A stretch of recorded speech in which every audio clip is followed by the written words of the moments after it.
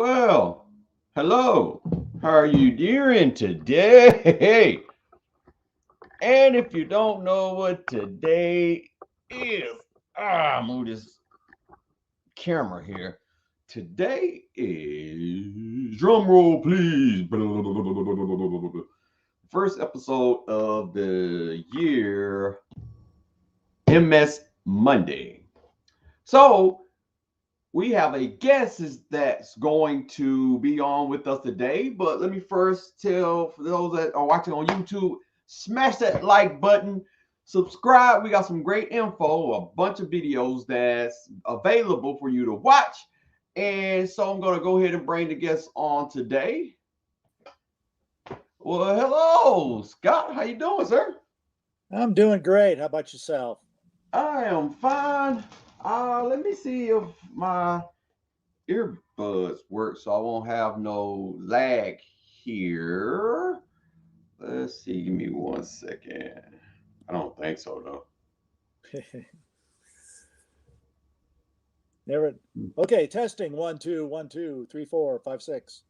Yeah, guys, let me know if you hear any lagging. I don't think you should, but can you hear me good? You sound great to me. You sound Okay, awesome. awesome, awesome, awesome, awesome. So, um, just to dive in a little bit, we're gonna allow Scott to go in little, whatever form of detail he would love to go to about how MS has affected him in just a moment. But we're gonna want to talk about the topic a little bit here.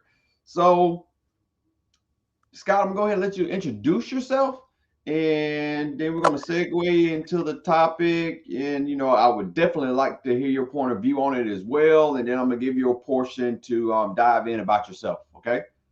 Okay, sure. Well, I was diagnosed in '96.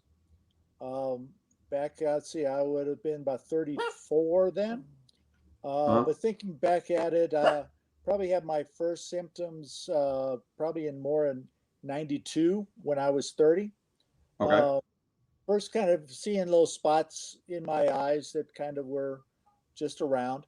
And then as time got on, had a really interesting situation, and I've never heard of anybody else having this type of situation. I was working really hard at the job I was at. I was a reporter at a small town newspaper in Indiana, just southwest of Indianapolis, Okay. and we had a little job where it wasn't so much the journalism, writing, reporting part, but much more the physical part of actually physically putting the paper together. And Uh-huh. kind of what I was doing. Had a number of stories that were going around in my mind. So, I was, concentrating on various things. I was thinking about things while doing this physical job. Okay. I had this kind of weird feeling where it just felt like my brain was just kind of like shutting off, kind of like a little shop motor. You have a shop motor, you turn off the switch and it just slowly kind of grounds down to a slowly stop. Wow. That's kind of how I felt. Now, I never lost consciousness. I didn't. It's not like I fainted or whatever. I went through the day, was just fine. I actually went home. Thankfully, I had the next day off because when I went to bed, I ended up sleeping like 15 hours. I don't sleep 15 hours at one time.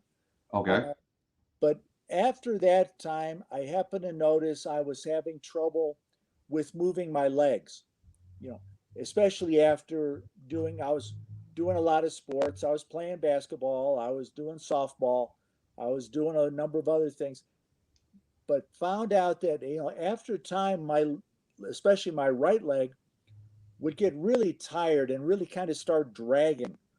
Instead of me actually running, I was taking, it's kind of take a step, drag, step, drag, step, Okay. drag as I'm going up and down the court and stuff like that. And that was the first time that I really started having the real physical effects of what I later learned was MS. Um, then had a few, it kind of grew into things to where if I had to go to the bathroom, I like Uh-huh. I like had to go now, whether I was ready or not. And yes, that means it's all the ugly, embarrassing, and yucky stuff that kind of goes with that. And I was started dating the person who then later became my wife and the mother of my son. Okay. Um, and I kind of mentioned that I was having these weird things going on, and she said, "Well, why don't you go see my doctor?" At the time, I'm a single guy. I'm not sitting there, I don't have my own doctor. I don't think about that. But so she goes, "No, you go see my doctor," and I said, "Okay, fine."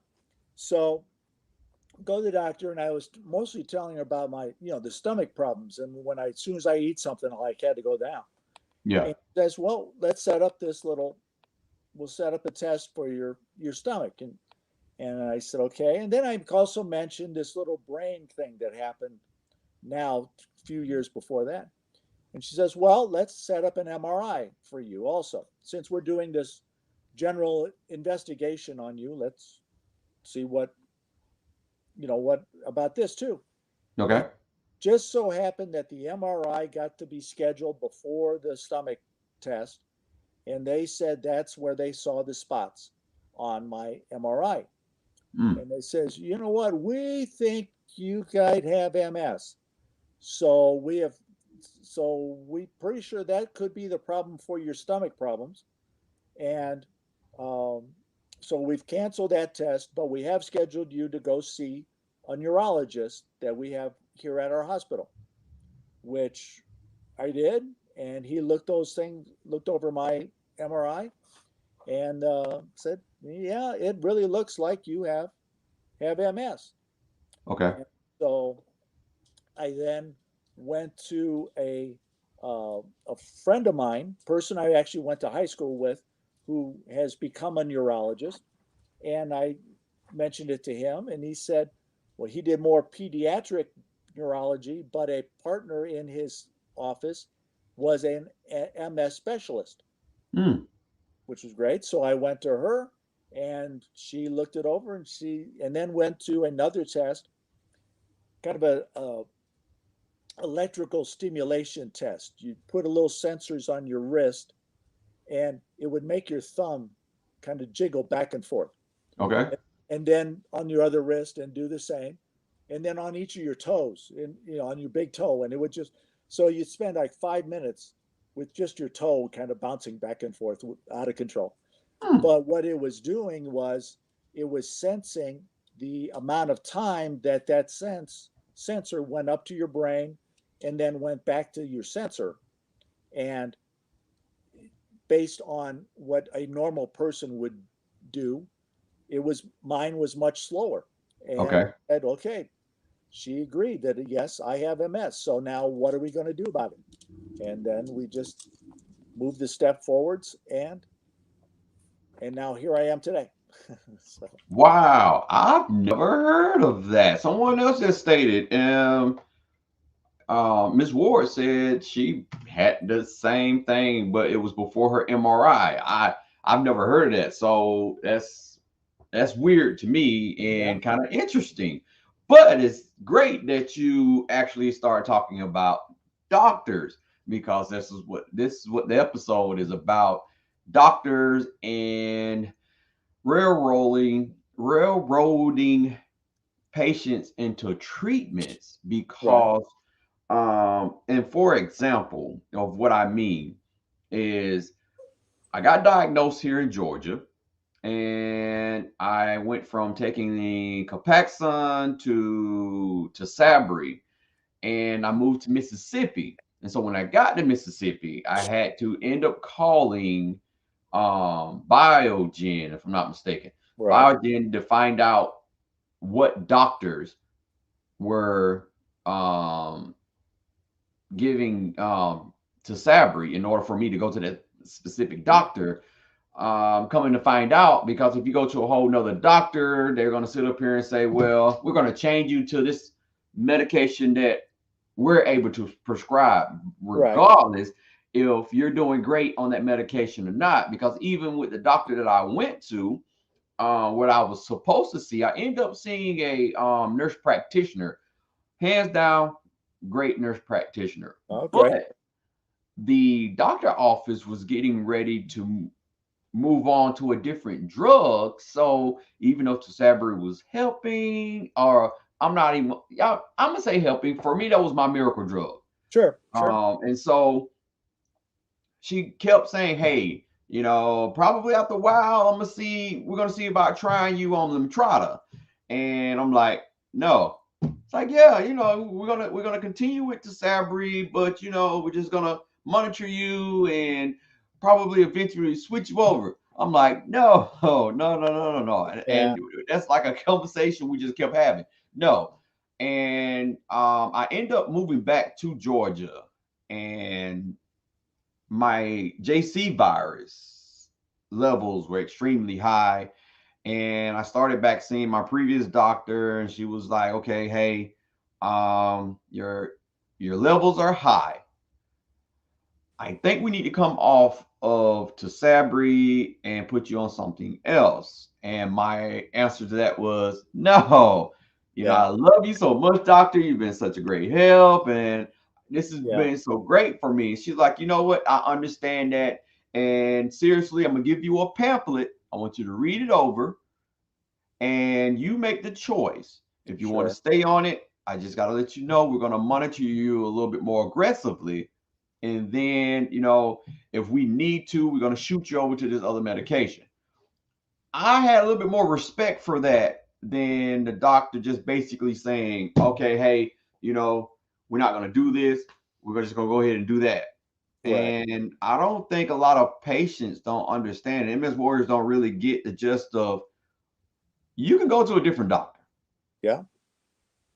I think we get so complacent, or we may have that relationship with that doctor, and we just automatically are like, okay, doctor knows best. Not saying that the doctor is not thinking that this may help whomever that they're trying to help, but when you have doctors that are just railroading people, and you can only take this, or just only giving you pamphlet for 2 drugs, when what I think is like maybe eight plus medications out there right now There for is MS. now. Yeah. Yeah.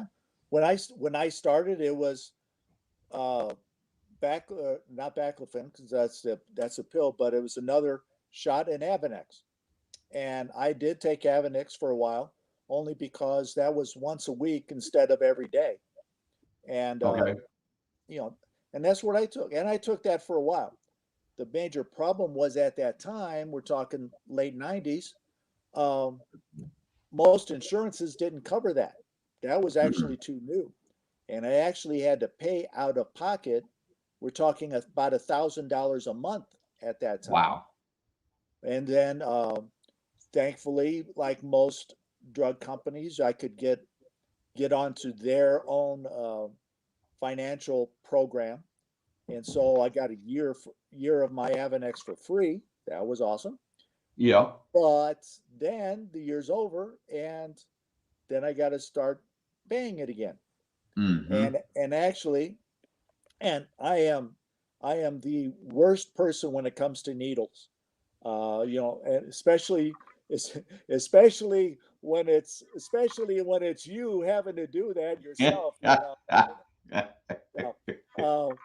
So I'm sitting there going, at that time, it's like, all right, I have these needles I got to stab into my leg or my arm uh, every week, and and then it's going to make me kind of sick, you know, kind of fluish type thing. And then, granted, my doctor gave me some medications that when I started to feel, especially my joints would kind of start feeling stiffening up, I would pop a couple pills, and then I would start feeling better. And that was okay. So I can handle that.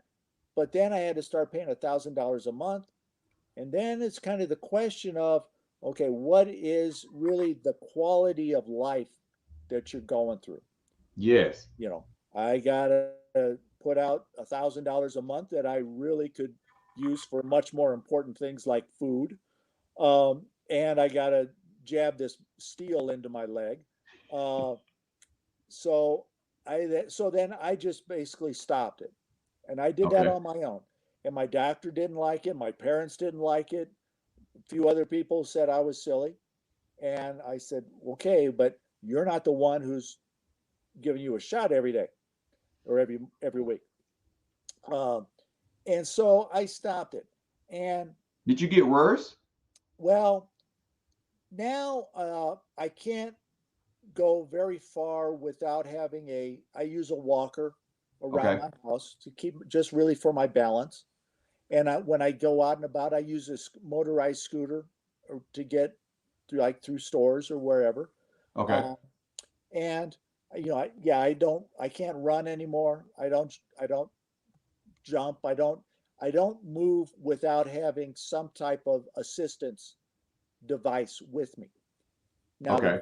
Now the question is, now 20 was 25 years later, would I be physically active, more physically active than I am now? Very possible. I can't say that I would, but it's basically it's a faith and a trust type thing that you could. I Yeah. I also remember at that time, and again, we're talking 20 years ago. I got a somehow I got this report that I don't think people like me were supposed to get. It was much more a doctor's type report, Okay. and it said at that time that if you were on these medications, you could possibly be in a wheelchair in 20 years. If you did not do these medications, you'd probably be in a wheelchair in 10 years. And I'm sitting there thinking, well, if I'm probably going to end up in a wheelchair anyway, why am I spending $1,000 a month that I don't have? So uh, No, because I think that was my very first thing with Copaxone. I that too, needles every day.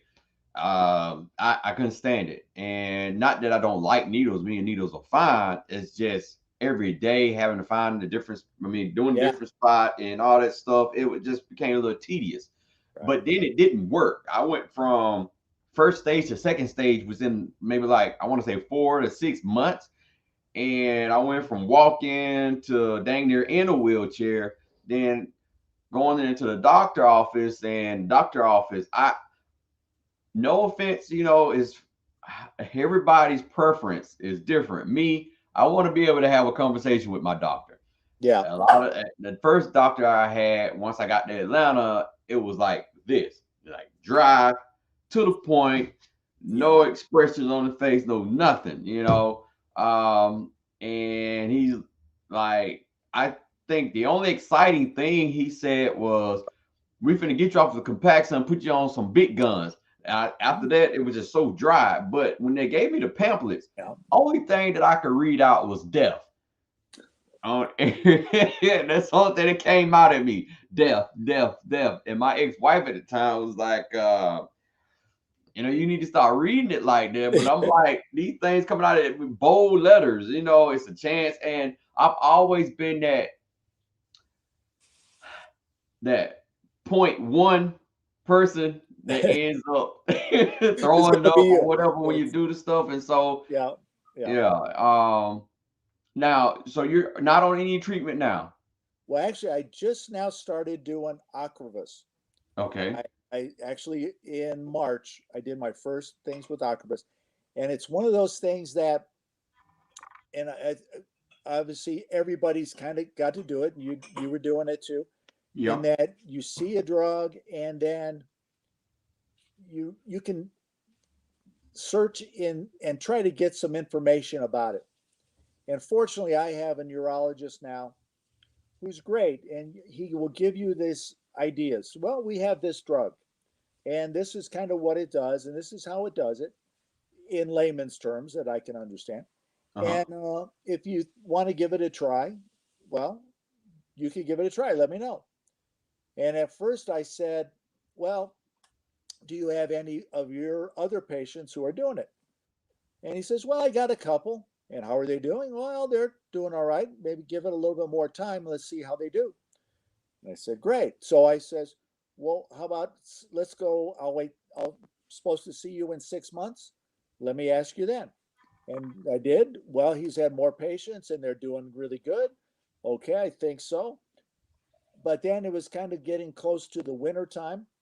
And of course, it lowers some of your immunity. And so maybe here with wintertime, let's wait till spring and then get started. And the weather will be better and you won't have other bugs going around. And then, of course, then we have COVID jumps in. And, and it's like, well, you know what? Maybe we better not quite get started now, And so then it became a whole nother year that I waited until this past March that I got started. And now I've had now, well, 3 doses of the Ocrevus. When you get started, you have to have two, one, Yeah, two, at the very 2 beginning, weeks yeah. away, and then you have another one at 6 months. So now I've had my 6 month, and now I don't have to worry about it again until another 6 months. And now I'm still getting a piece of steel stuck into my body, but at least a medical person is actually doing it instead of me. Yeah, yeah. And It makes it a little bit easier, and I prefer that than having to stick myself every day, and even pills, because yeah, I'm a very busy person and sometimes I forget pills. And um I must say what Ms. Ward just stated. She was saying, I've thought about switching doctors for the same reason, but I get fearful of drop in uh the care continuity of care. Yeah, continuity of care, or the next may be worse. Now, that is true. Unfortunately, you do have that, trying to balance out if you're going to end up getting somebody great or not. My thing would be, if you're really thinking about changing doctors and it's um just call around, or even just talk to people. It's kind of like what Scott was just saying when he was talking to his doctor. Don't even think that is weird. If you yeah, might just go to the doctor office and sit in the waiting room, and right. Yeah, I just, hey, how do you like your doctor? Are you seeing an MS yeah, specialist? I'm trying to find you know what? Because you'd be very surprised how many people will probably really talk to you. yeah, yeah, oh, yeah, And I just say you really have to go out on faith. And if the next doctor that you go to, even if that person is not great, then by all means, I say keep trying. Unfortunately, if that happens, your care may be kind of pushed back. But my doctor, Scott, didn't, when COVID hit, the only reason I couldn't get my treatment at the time is because my fiance had COVID. And this was yeah, the strangest thing. right. Um I had just moved in, and because we have two companies together, and I'm baking from our house, and so went ahead, we decided to go ahead and move in together and stuff. And she's a pharmacy tech, and so she ended Yeah, up getting COVID. And we sent the kids to their dads. And so, but we never separated. She was never in a different room and I was in a different room. We still did the same things that we would normally do. right. And so when I finally ended up had a doctor's appointment with my primary care doctor, and we was like, so she's been tested twice and she ends up positive, me negative. And my doctor's looking like, okay, how did that happen? But Yeah, then maybe a couple of weeks ago, I'm at a pop up. I had someone tell me that he's read, and actually his doctor informed him now. do not quote me on this or say that I'm telling you that you are immune from COVID. I am not saying that. I am just sharing that another MS patient here was like telling me that their doctor basically said some of the medications that we're taking are kind of helping block COVID from attaching, or he explained it somehow. I don't know how true that is. I'm not a doctor. So, again, I'm not telling you to believe anything like that, but it was just so strange how we did things, what couples do on a daily Right. basis. Yeah. And, I was very blessed not getting COVID. Well, I got COVID in May, Oh, and wow. but for me, it was really just kind of a regular flu bug. Really, it didn't really hit me very hard. But Okay. I gave it to my wife, and Uh-huh. she is actually still kind of dealing with, especially some of the breathing problems that kind of that came about it. Now, we each had our short little hospital stays, but that was mostly because of more dehydration type Okay. situations that, we get sick and you just don't drink enough water. Now, did Uh, they have you guys, were you guys in the hospital together no, or? no, we actually did separate time. And Okay. actually, it was much more. Actually, she ended up being had to spend about a day and a half in a COVID unit, but I did. It was really just a emergency room type situation to get my fluids back up, Okay. and and then and actually I've been fine and stuff like that. So Wow. Miss Ward also added again, vitamin D helps. They say I had COVID. I did better than my husband. yeah, well, Again, I really don't, not to dive deep into that conversation, because you kind of get banned for saying certain stuff. yeah, Um, I just really don't think they got a wrap on what it is and what it's going to continue to do. well, it's just, But to hit a little bit more on the topic, Scott, um, have you ever found yourself in a position to where you was questionable about a doctor? Not to give out names, but just a situation. what? Not actually for me, um, but I have for my wife, and actually not. She doesn't have MS. She has arthritis and some of the other things like that. But she had a doctor that really did not really uh, respond really to her and Okay. exactly her thoughts and her feelings. We both kind of felt that she that he was very young into being a rheumatologist, and so we figured he probably had a lot of bills to pay, and so always wanted her to be coming in so he could get the insurance payment for that, but wasn't really the what she needed. And actually, Okay. what I did, is really go online and find a thing, what it kind of rate and evaluate doctors of a certain type of issue. So, like I said, she needed a rheumatologist, and so I looked, what's the rankings of great rheumatologists? I'm in Arizona, so in the state of Arizona. And we found a doctor that's actually in Phoenix, which is about an hour and a half south of me. And we signed up, and she goes to him, and she loves him. He's a great doctor.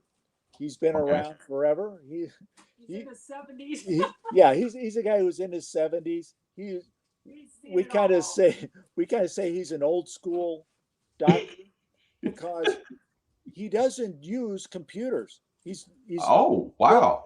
you go to his office, and he still has five huge filing cabinets of files, the old files that he's got to So he file said away. he's not good. He's not crossing that line. No, no.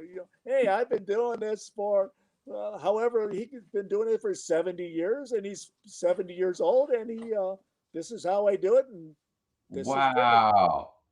So anyway, Well, it I came works. across a a link which is in the description where guys you could probably really can't see it here, but anyone that's watching, whether you're on Facebook or YouTube, Yeah, you can click in the description on the link where it basically just goes into a little detail on how the um the issue is becoming more profound when it comes to doctors involving patients in decision making with their treatments. right. So it's like it, back in the days, doctors would just pop in and say, "This is what you finna do. You finna take this medication. I'm finna prescribe it to you. Going on about your business," type thing. To Yeah, now, you have more people saying, "You want me to take what? yeah, What is this? Does it do?" And or you have that patient that's already been on Google and went through a whole slew of stuff. And when they can't come into the doctor, they're telling the doctor, "Well, this is wrong with me. I think I need this," all of that. yeah. So I just hate that I'm still hearing about some MS patients still up like up north, just randomly talking to other warriors, where doctors are still stating that MS is in our head and that we just really need to go see a shrink. Well, I guess theoretically they're right in that Yeah. I got it it's the MRI. I got the spots. They're all kind of in here, but they're also in my spine and they're also in other spots. So, you want to sit there and go, yeah, you're probably right. It is. It is all in my head. Uh, but uh, but I know what you're saying, and unfortunately, I know other people who have said that about doctors, and even worse about their family members and their Oh man, yeah, members that's that even. I think that's worse than the doctor. it is because you got to have that support. Uh, it's so much easier to have that support from family, Yeah, and it's great to have support from other warriors. But if you don't have it from that family, that's that's that makes it even worse. It makes it tough. it can even be a little bit trickier with other MS patients as well. Yeah. Um, you still have a slew of patients that's been diagnosed for years that are still like in that bitter corner, and they Hmm. just never got out of Yeah. it.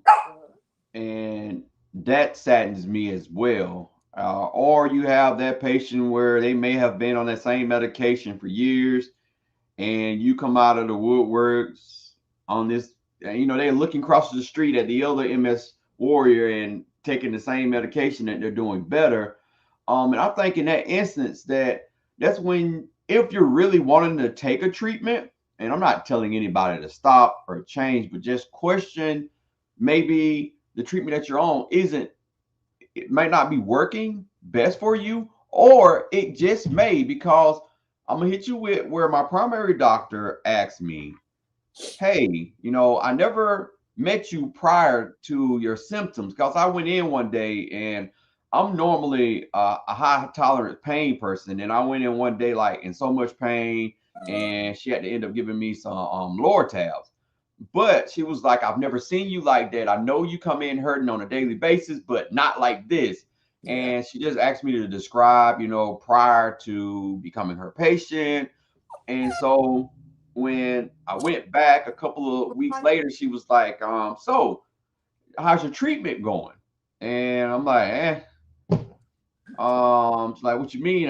Well, I don't know. I really don't know. And she's like, "Well, going back to how you say you were, how are you right now?" And then I had to look at myself and understand that obviously it's doing something, Hmm. because I haven't gone and I prayed that I can at least stay where I'm at as long as I can. I haven't had to use a walker. I don't even know where my walker or cane at. I've moved so much that I don't think I don't even have it on me anymore. Um, but Well, I do have those are days kind of where they're kind of like socks. They kind of disappear as you're moving around. exactly, Yeah, exactly. So you really just yeah, have to reevaluate yourself on a daily basis, monthly, yearly. Ask yourself, how are you doing compared to when you were bad? So if you are still doing great, regardless if you're in a wheelchair, motorized chair, or having to use a walker, sometimes I hate to say it like this, but you have to take those wins. And I don't think a lot of us do yeah, because we're so bent on getting back to where we were. yeah. And unfortunately, that's not going to happen. Yeah. Uh, because, well, obviously we know there is no cure, and the reason there is no cure is because we're all different. You're completely different than I am, and you know anybody that's watching and anybody that's we're in the same room in, they could all have MS, and they might not know it, and they're all going to be different anyway. There's no way that we can get a drug that's going to help all of us, Yeah. uh, even a majority of us, to get done. Yeah. So that's so it's so easy to say, oh gosh, I could have done this and I should have done this. I can't do this. I love doing this and I can't do it anymore. Uh, my life's over. There's nothing left to do. And, you know, I can't work anymore, so I can't make money and stuff like that. And well, Yeah. there's other jobs that you can do, and Yeah, there's other yeah, yeah. things Actually, you it's a can lot of do. work, especially now. There are a lot of work at home jobs that we Yeah, can actually do. I exactly. was fortunate to get a lot of jobs that accommodated for. That is definitely something. When you start working, go ahead and say that you have MS so that you can know up front that they do not accommodate you, and if they don't, you do not want to do that job unless you know for a fact that you can do it because people are Right, still getting fired due to jobs finding out that you have this element going on with you that may right. cause you to be out of work for so many days. Yeah. So, in a nutshell, before we open up a couple of questions for Mr. Scott, um, again, just constantly reevaluate yourself, guys, on a daily basis, and don't try not to be too scared about needing to go to a different doctor. Trust me, Great. it is saturated with doctors out there right now. You can probably find one on each corner of the street. Right. um, but I can say, depending on what city you in, there may be scares with neurologists. Which is true. We Which is only true. got one here now. It was two. We have one that's visiting. You know what? Let me take that back. We got a couple of them. A couple of them a bunch of crap. We only got one good one, and she's overworked. She's like booked out years because these other people are just they Yeah. just suck. Yeah. It's just the other way of getting Right. around it. And so many people that talk about how much they suck. But all right, Scott. Uh, your story at the very beginning, part of your story kind of hit home with me because I played basketball myself and I had to several times get carted out on a wheelchair because I just randomly got paralyzed. And my hospital here, which is still the same hospital, which still does the same thing, they suck. Yeah. Uh, they really just gave me flex Flexeril and a shot in the butt, and pretty much just told me to walk it off type thing. Yeah. Um, but one thing that you stated, I want to ask you more about. You had issues with your stomach. Yeah. I had issues with my stomach. Um, I could like just random try to eat something, and no matter what it was, water, any form of food, no matter. I didn't throw up because I didn't like throwing up, so I used to have to go to sleep sitting up, and it was Yeah. almost like I had acid reflux. Yeah. Yeah. And but they would tell me, oh, well, you have hyperextended intestines, um you know take eat yogurt for a few months and everything will balance out right. I think I did that one time and it seemed that happened, but I really want to say since I've been on treatments, I haven't had that issue with my stomach. I've had MS hugs, but I haven't had that issue with my stomach. And I guess I want to get to the question now that do you did you ever throw up? No, no. My Okay. my problem was on the other side of my body where everything was Ah, okay. it's It gotta came. go, Oh, okay. gotta go, and it's gotta go now. Yeah, I didn't have And that issue neither. It wanted to come this way, and I just refused to let it come. yeah, yeah. No. So yeah, for mine it was just it's gotta go and it's gotta go. And it's still kind of that way. I was But going to ask you that. Do you still have that issue? uh yeah, it's kind of because I think also part of it is age too. I'm Okay. I'm going to be sick. I'm going to be 60 come next year, and Really? yeah, and so I think that's part of it too.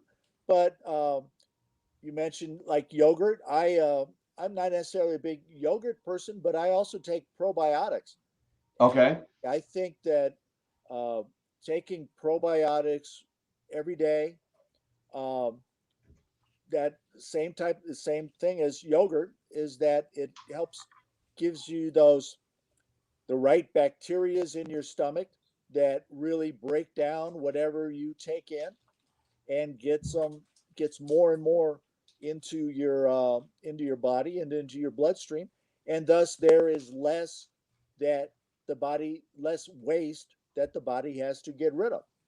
And Okay. And that makes sense. That yeah, does make sense. I've so taken some of that before, whether it was a pill or actually probiotics drink. right, Um, I do also want to ask. Well, I want to say that I thank you for being so transparent and taking responsibility on the fact that you decided not to take your medication, and you're. I'm not like, well, you know how when we do something and we get mad at everybody else because we're in a situation that we're in now, you're not projecting that on yourself. You would say that like, yeah, if it may have been a chance if I had continued to take the medication 25 years ago, I may be different, but right. I didn't, and I'm here, so oh well. I I often think that you have to make decisions based on what you know really at that time. Yeah, And especially if you're a person like me and like you, where and now we can have the real ability to like study various different things and ask questions and try to get answers before making that decision. That well, I made a decision that was based on the information I had at that time, yeah. um, and along with everything else about how I felt, how I kind of wanted to go forward for myself, Yeah. um, then that's what I did. Now, like I said, I could be much better than I am today if I had, but I'm not going to really kind of drag myself down on Thank you. Thank you. worrying about. Well, oh, you were such an idiot that you made that decision. You could have been, I could have still been playing basketball. Yeah, yeah, yeah. And And I and then think I it's could, like really one of our biggest villainous thoughts in our head in a lot of MS warriors. You make this decision, and then it ends up not being the best decision. And instead of just trying to figure out another decision and try to make this decision better than the last one you made, we're still kicking ourselves in the butt. well, I tell you what, let me go on a little bit more into my uh, story in that when I was able, I did, yeah, I played some basketball and I did other things, but I was really good in bowling. I Okay. did a lot of bowling growing up, and I bowled in college. I then bowled in a lot of leagues. I had a great average. I was just about to start applying for a professional license to be Wow. able to actually make some money in the sport of bowling. Um, not necessarily the people good enough to be on television every week, but I could still go to tournaments and I could actually make a little bit of a living doing bowling. Well, then of course, I need my legs, I need to use my hands to bowl properly and to keep my average up, which of course I couldn't do anymore. So then I'm So then I had to give up bowling. And then you get away from, being on a team and doing everything every week and stuff like that. And so then a number of years later, I come across a guy who does sled hockey. And I thought, well, now that's kind of cool. And let me check that out. And Okay. he said, yeah, I'm on a sled hockey team down in Phoenix. You want to come try it out? Come try it out.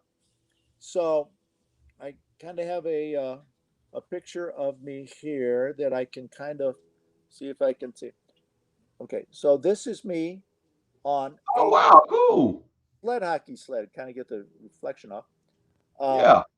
and so you're on a sled, and as you can see, you got skate blades under your butt, Okay. and you have the two paddles, two sticks, and they have little toe picks on the end of it, and you jab the pick into the ice and you push yourself around, uh, Wow.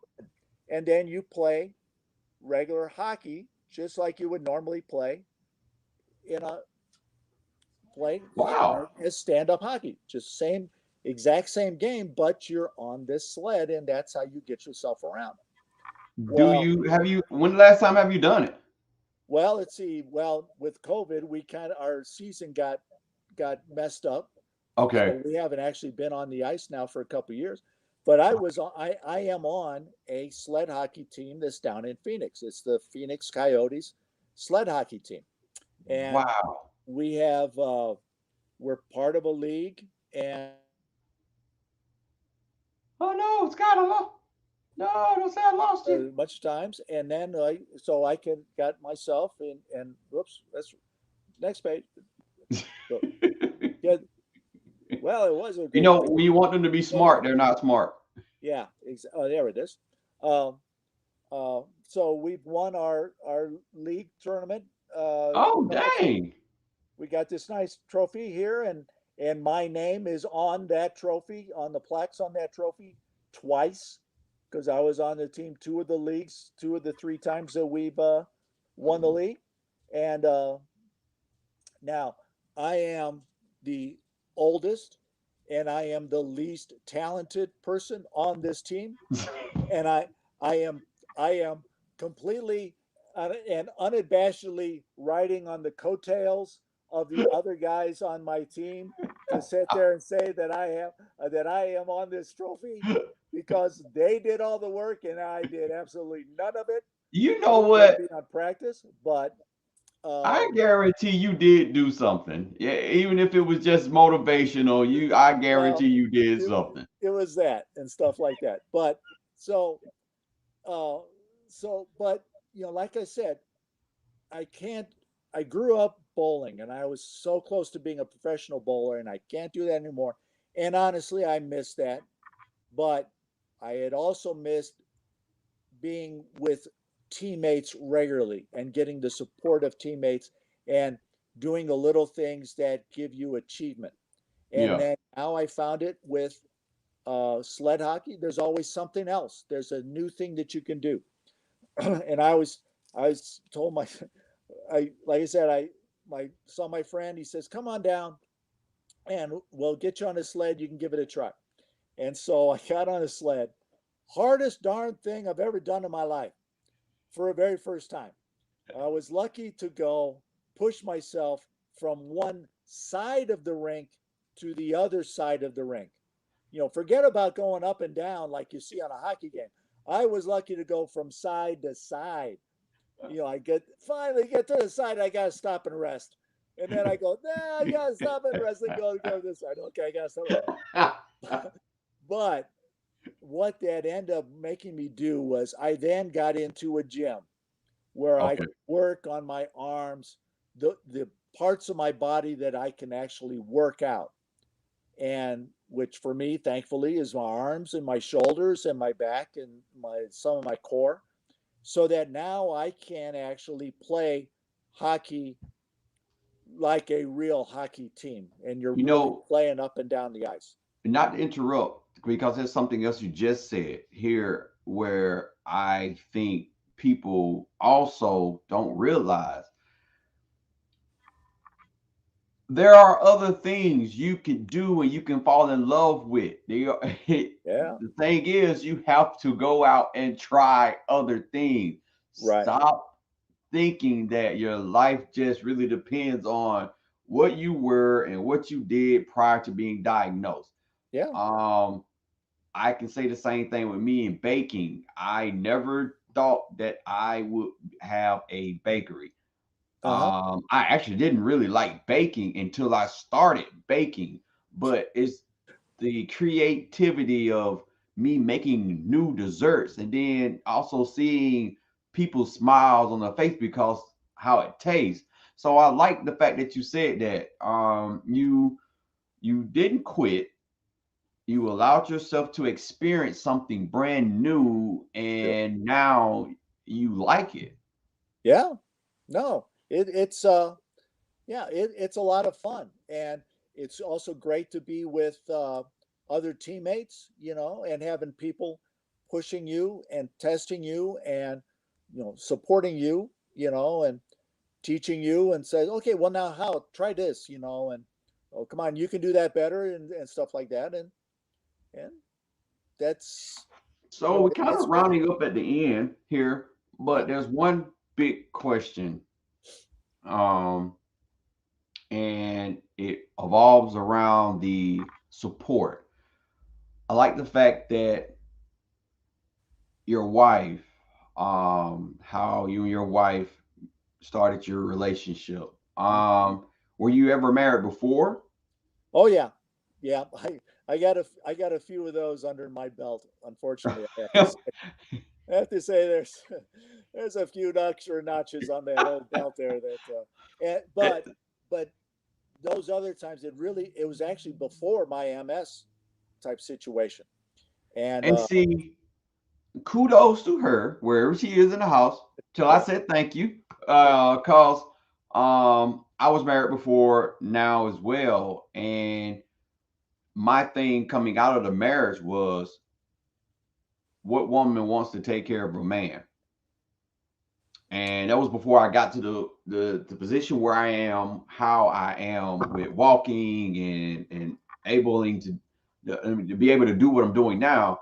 Um, that was my biggest issue. What cause society has laid it down that if a man is not working, bringing home the bacon and being a protector, he's garbage.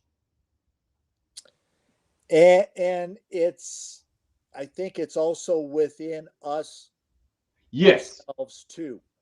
Uh, yes. you're right. It is the society says, well, a man's got to do this, but and I say that to myself too. Um, I have to have somebody do something silly, you know, go get me a drink or whatever. Uh, and it's like darn it, that's no, that's my job, or even paint the house needs painting. Well, or a room needs painting. Why? I've painted rooms when I could, but I can't now. So why do I have to have somebody else do that? Stuff Yeah. like that. And you just gotta, as hard as it is, you just kind of gotta let it go I and was just say, gonna say I had to get past that, and as soon as I got past that, I found her. It was almost like God was just waiting, hitting me upside the head and just waiting for me to let all that go. And as soon as I did and it wasn't because of her. It was like for myself that I have to stop stressing on, am I going to find someone that's going to take care of me? I just started taking care of myself. Right. And I think that that energy that I was projecting, uh, um, the determination of just living the best way that I can as I am, I think really kind of opened the door for me to meet someone. Right. Well, I think what works. My wife's name is Amy, and I think what Amy and I do great together is that yes, she will. If I ask to do something as something silly, like say I need another bit of water, and she can go get that, but she has trouble with driving. Okay. Her depth perception really isn't good, and so she's really worried about driving and stuff like that.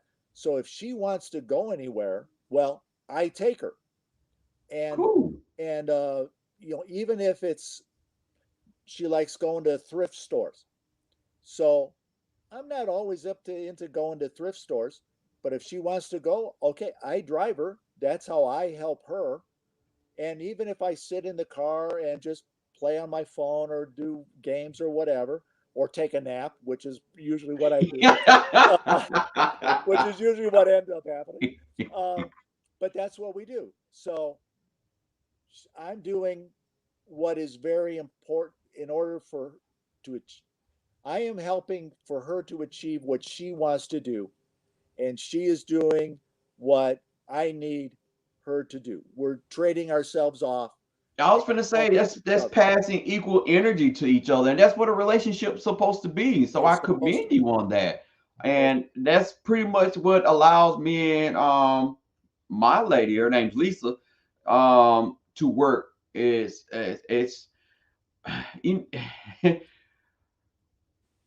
it's just funny how you look at social media and actually just looking out the door and you see how people just make the the a relationship with that can really be simple. A relationship can really seriously be simple. It's just people being selfish and looking out, after each themselves. And I don't know, because I've come across a couple of warriors as well that's really seriously looking for a person that's going to take care of them. But I'm like, if you're not really taking care of yourself as well, I think that's selfish because now you're bringing someone into the mix that may not mind being that person to take care of you, but think about you not taking care of yourself, you're making it hard on that person. Then you're not taking care of yourself. It's a chance that you may die even earlier than what you're possibly supposed to. Right. And that also makes it hard on that person that's caring about you because now they have to see you leave. Yeah. So, but Mr. Scott, I totally appreciate it. We're at that hour moment, and the floor to come on is open at any given time. We could definitely, if you would like to, I can schedule an actual full floor for you. If you have like some in-depth information you would like to get out, just let me know. Sure. And I'll definitely do that for you. I mean, I was just so happy to hear you reach out, and I just already had this title kind of position. So if you after the day you see a Monday where you would like to come back on, just let me know, and I'll definitely open it up for you.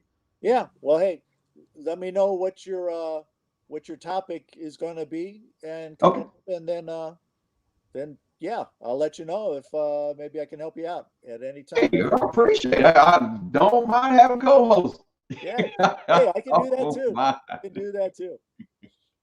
All right, guys. We'll say goodbye to Mr. Scott, and so definitely we're more than likely probably going to see Mr. Scott some more. So we appreciate it. Yeah, you have a great day. Thank you. You too. All right. Ta-da. So, guys, it was a great show. That was Mr. Scott. And if you're just tuning in, you're gonna have to rewind and watch it from the beginning. The topic today was basically about, not letting doctors railroad you into taking the treatment that they're getting paid off of. But yet again, if you're watching on YouTube, guys, please subscribe, share. It helps the algorithm of being able to watch the shows, and hit that like button, regardless if you're on YouTube or Facebook. Again, definitely share. And you should see a subscribe button in one of these corners and a previous recorded posted video as well. So, with that being said, guys, I totally appreciate you watching, and you have a nice day.